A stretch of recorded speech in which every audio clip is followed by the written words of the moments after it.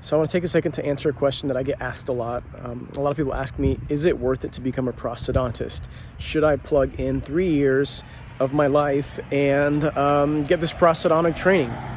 So I'd say the first thing to consider is that a prosthodontic residency is a really big growth experience.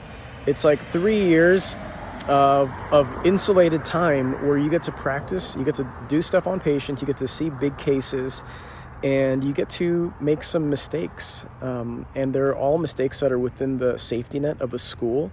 So if you ever do have any trouble, you can get bailed out by your instructor, you can get bailed out by other programs. And that's a really big advantage, right? That's how you really level up without being scared. You don't have fear holding you back. That said, you can't expect to be spoon-fed all the information that you want to learn. I went into my program kind of like expecting there to be like a structure, and if I follow that structure, I'm going to learn everything I want. But instead, what I found was there's a lot of reading about dentures in a Prost residency, and there's a lot of reading about crown and bridge, like cast post and core or something, and they're all like it's old literature, and it's not that exciting. And so what I found is that you have to plug in a lot of your own effort and time to learn some of the new techniques that are out there, and to really get what you want out of it. Because if you expect to be spoon-fed it, you'll be really unhappy, and you're not going to get the experience that you want. So even though I had to go out and look for some of the educational experiences that I wanted, it was still a really, really valuable time to learn, because I was able to access other journal articles to learn from. So I learned more about specific techniques that I wanted to learn about. I was able to easily find perio and oral surgery residents to let me shadow them on their procedures. And I was able to get my program director to allow me to take on some more advanced cases that weren't necessarily part of the curriculum. So it's a really wonderful experience. If you make it a wonderful experience, you get what you put into it, for sure. Now, the other aspect of prosthodontics is that, I guess, the monetary side, right? So I thought that I was going to go into a Prost program and come out with a salary, right? Like some set salary, like $300,000 or $400,000, and it turned out that was not the case, right? I don't know how I had this false sense of a salary, but I expected that if you're going to be making $200K as a general dentist, and you plug away 3 years in a Prost program, that you're going to make more than that, like 300 or 400K. But when I graduated, those opportunities didn't materialize. I didn't find those right away.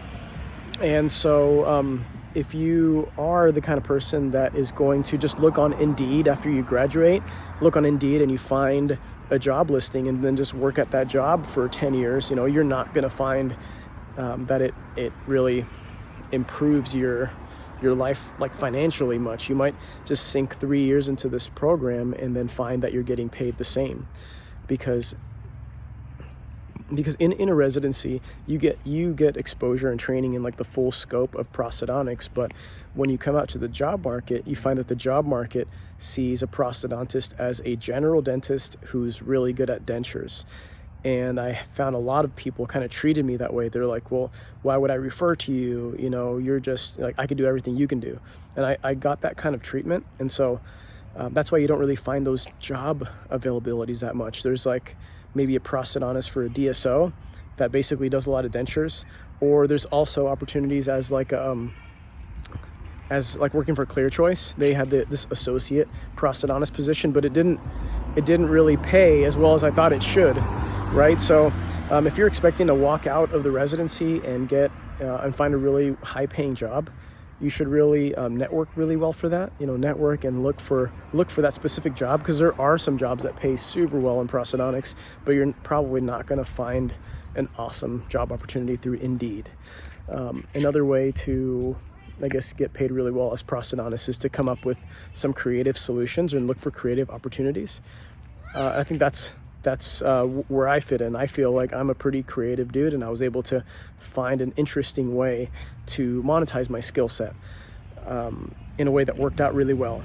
But if you're expecting to just walk right out and get a really, really high-paying job, you might not be happy with having gone to a Prost residency. Sorry, super loud car.